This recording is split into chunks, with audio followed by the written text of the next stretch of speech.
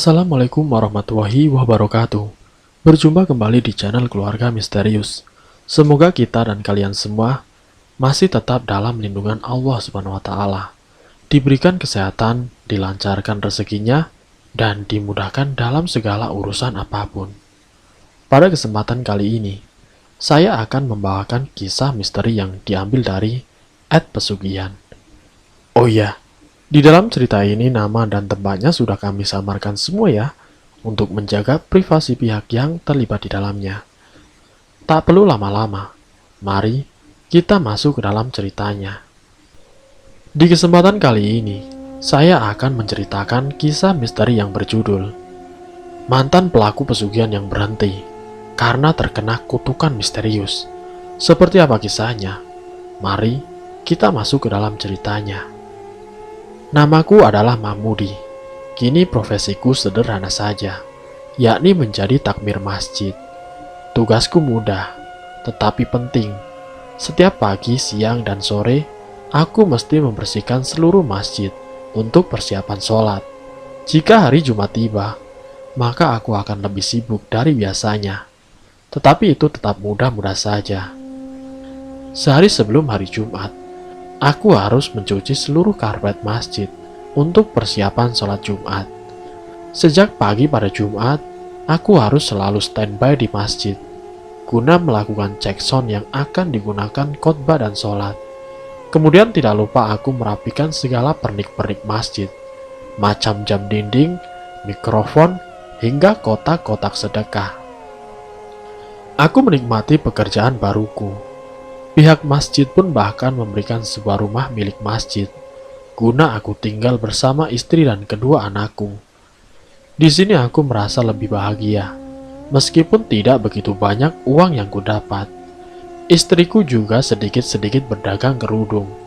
Terkadang, istriku juga berdagang kue-kue basah, lumayan untuk menambah pemasukan.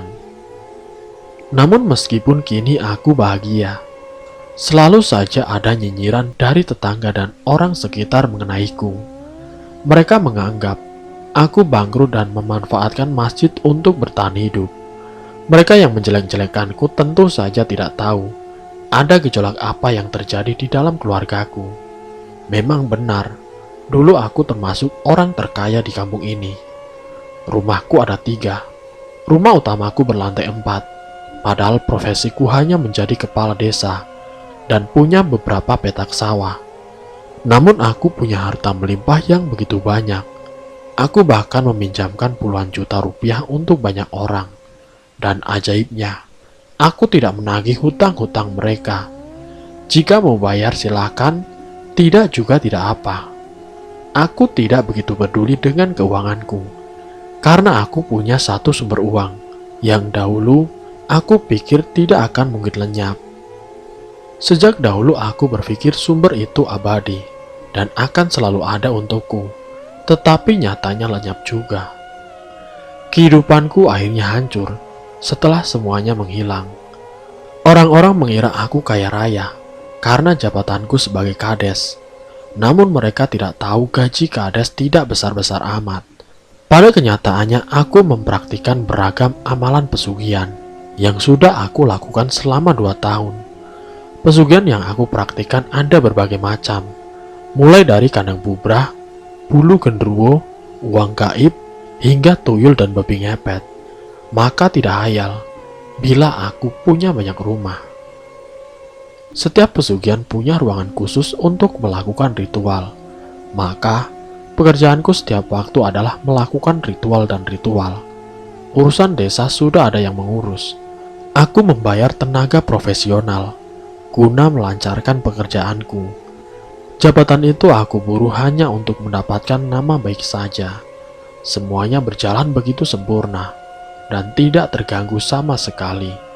Kedua anakku yang masing-masing berusia 14 tahun dan yang satunya 17 tahun, bahkan kerap memuji ayahnya karena hebat dalam mencari rupiah. Istri dan anakku tidak mengetahui perihal apa yang aku lakukan. Hingga suatu malam petaka pun tiba. Semuanya runtuh seketika. Aku kehilangan semuanya yang telah aku raih. Pada suatu malam, putraku yang berusia 14 tahun mengalami kesurupan. Ketika itu kami sedang bersantai di ruang tengah. Namun putraku tiba-tiba mencekik lehernya dan berlari keluar.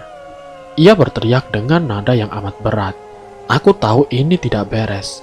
Seketika aku langsung mengejar putraku keluar. Namun ia sudah menghilang. Aku mencari-cari kemana ia pergi. Bahkan seluruh warga juga turut membantu mencari. Singkatnya sekitar 2 hingga 3 jam kami mencari. Tiba-tiba istriku mengalami hal yang sama. Tetapi kali ini ia tidak berlari, melainkan mencekik lehernya hingga pingsan.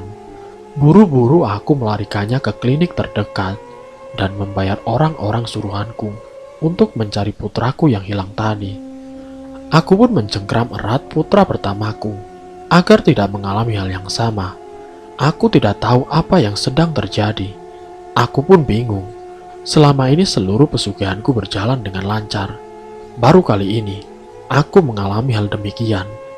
Namun semua mulai jelas ketika tiba-tiba sekelebat cahaya masuk ke tubuhku dan membuatku jatuh pingsan. Namun di dalam pingsan aku bermimpi suatu yang aneh. Di dalam mimpi itu aku sedang berada di tengah-tengah padang rumput yang amat luas. Tidak berujung, tetapi begitu panas. Di kejauhan aku melihat seseorang sedang berjalan menghampiriku. Tubuhnya tinggi, tegap, dan berisi. Ia mengenakan jubah hitam, tampak kontras dengan suasana saat itu. Sosok itu kemudian menghampiriku. Matanya melotot, dan tangannya memegang pundakku. Ia berkata dengan kencangnya, "Berhentilah melakukan semua ini. Katakan kepada seluruh wargamu, dan mundur dari kursi kades. Kalau tidak, istri dan anakmu akan lenyap." Sosok tersebut mengancam diriku. Seketika aku terbangun dari pingsanku. Aku pun menangis. Kenapa semuanya tiba-tiba menjadi begini? Aku tidak tahu apa yang telah terjadi. Permintaan pria dalam mimpiku itu kemudian aku penuhi. Tidak lama 2 hingga 3 hari, istriku sadar dan anakku kembali pulang. Meski dengan keadaan wajahnya pucat, aku menangis hampir setiap hari. Warga sekitar marah kala mendengar pengakuanku. Mereka membakar seluruh asetku dan mengusirku dari kampung ini. Aku menjadi gelandangan selama hampir 1 tahun, hingga akhirnya aku menemukan masjid yang aku diami saat ini. Alhamdulillah, istri dan anakku masih utuh. Namun semua hartaku sudah lenyap, tidak ada yang tersisa.